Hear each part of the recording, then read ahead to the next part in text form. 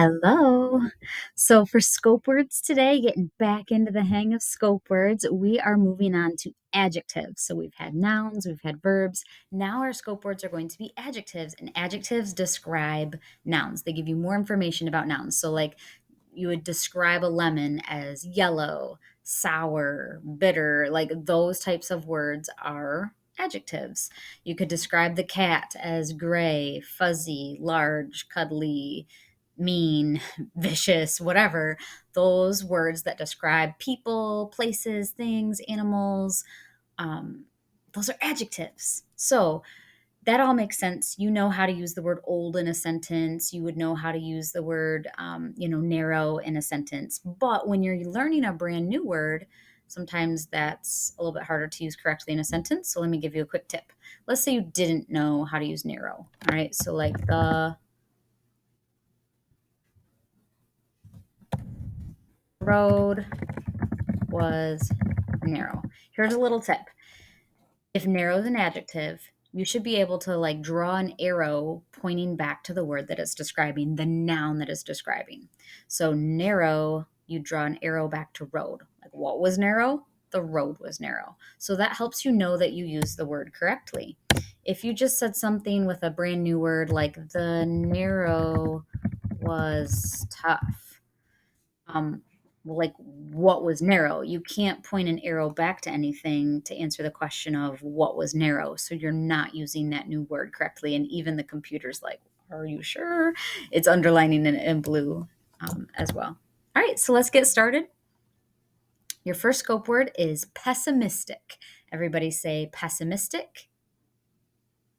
All right, it's pessimistic. Now you. Cool. And it's an adjective. It describes a person. So just because something's an adjective doesn't mean it could describe a person or a place or a thing. Some of them are very specific, and pessimistic describes a person. It describes a person who has a negative attitude or outlook on life. They see the downside of things. And this could be like in the moment, I'm feeling pessimistic right now about just this one situation, or it could be about everything, right? Like you just see the downside of everything. Some other forms of this word are pessimism and pessimist. That would be like the person who is always like this. So go ahead and pause the video now and write the word, the part of speech, the definition, and the other forms. All right, let's look at some sample sentences. Bobby is pessimistic because he always thinks the glass is half empty. Research has proven that going through life with a pessimistic outlook is bad for your health. It's true, it mainly affects your heart. Mrs. Crabapple was being pessimistic when she said, "You'll probably fail the test." See how that's being pessimistic? You're not looking at the bright side. So I've got some pictures to help you understand pessimistic. He says, "I'd read it, but it probably wouldn't do me any good." And the book is called Break the Cycle of Negative Thinking. So it's a book about trying to stop being pessimistic, but he is being pessimistic about it. That's ironic, right? We've learned about that. Captain Optimism says, "I will defeat you." And Pessimistic Man says, "Yeah, probably."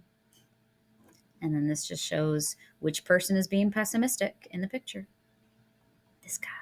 All right, so go ahead now, and I'll leave it on this screen. You can pause the video and write your own sentence using pessimistic, or if you want a challenge, because you need to challenge yourself, you could try pessimism or pessimist, and then draw a picture that either goes with your sentence or just reminds you what it means to be pessimistic, right?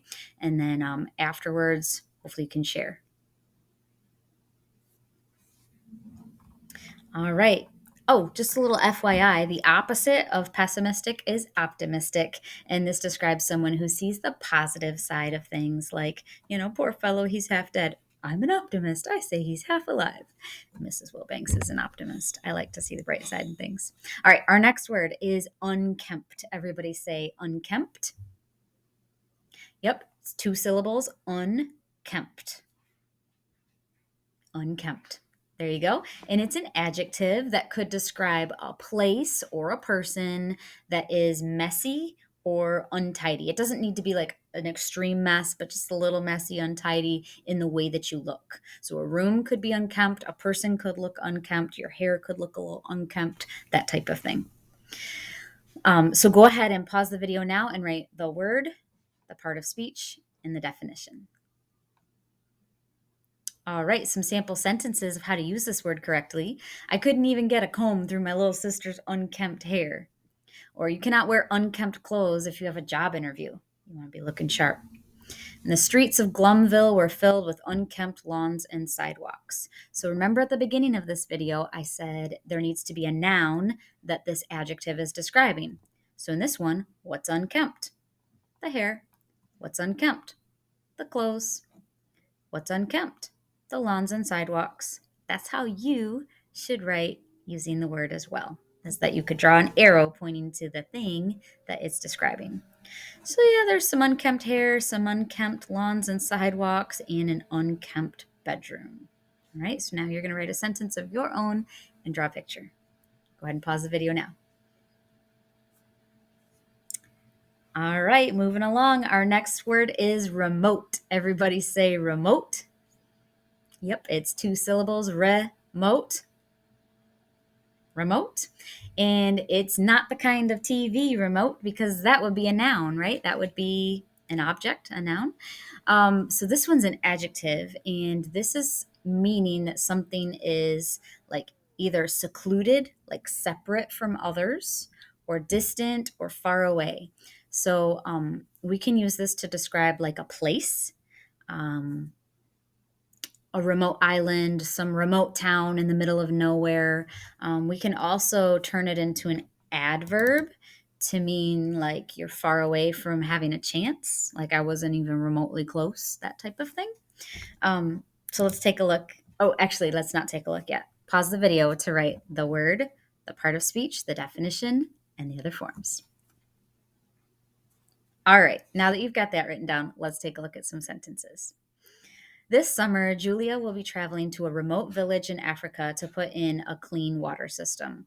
So if it's a remote village, it means it's not a big city. It's not something that like has a heavy population. It's not next to a bunch of other villages. It's out in the middle of nowhere, a remote village. Okay.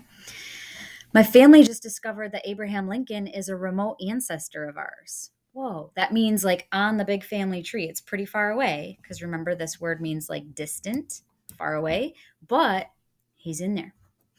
And then this one, the Chesney basketball didn't have a remote chance of beating us. This is a weird way that people use this word.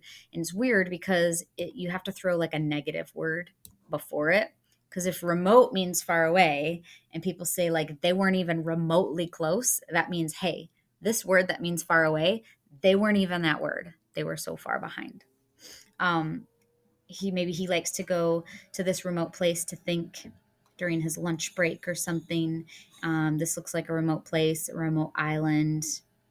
All right, so go ahead and draw your own picture and write your own sentence using remote. All right, our next word is a great word. It is indigenous. Everybody say indigenous. Yep, it's indigenous.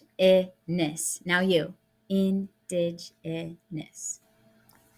And it's an adjective, and it describes usually like a person or a piece of nature or an animal that comes from a certain location. So the definition is native, originally from a specific place.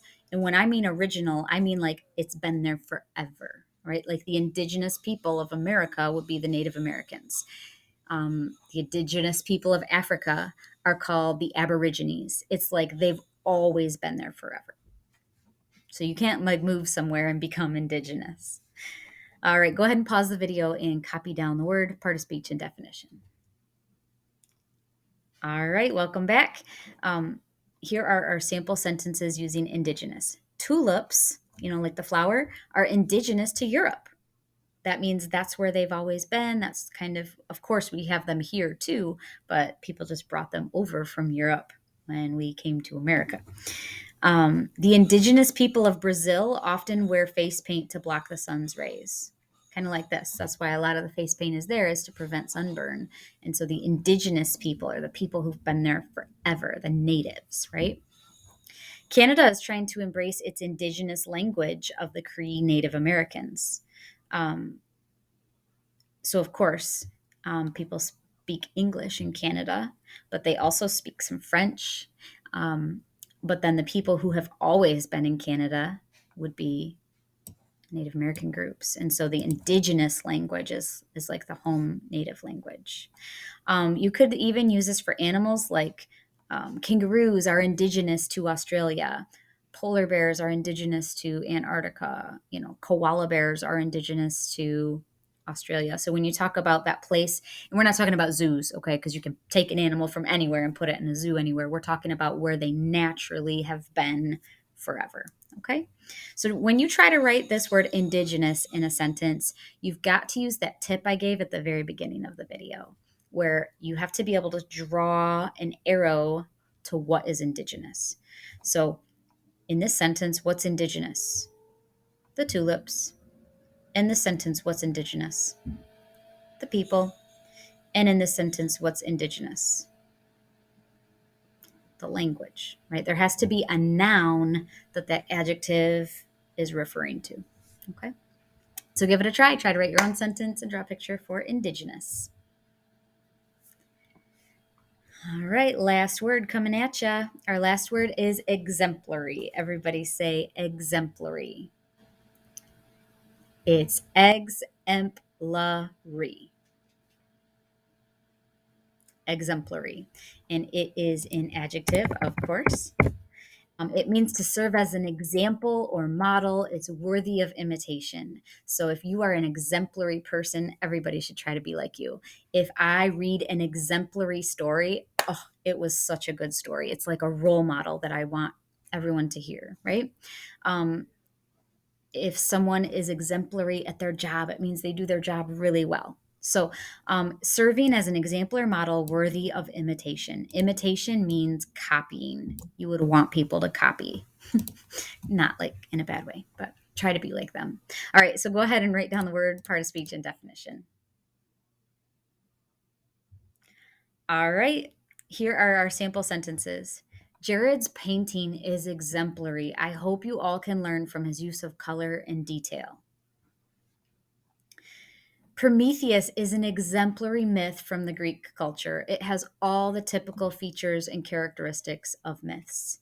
Meaning, if someone wanted to know, like, what's a Greek myth, you could have them read that, and it is exemplary. It has all the kind of characters and themes and typical god behavior, all of that. The teachers at OEMS try to pick exemplary students for Students of the Month. And then for pictures, I have people maybe being recognized for their exemplary achievements or something like that. Right? Go ahead and write your own sentence and draw a picture for exemplary.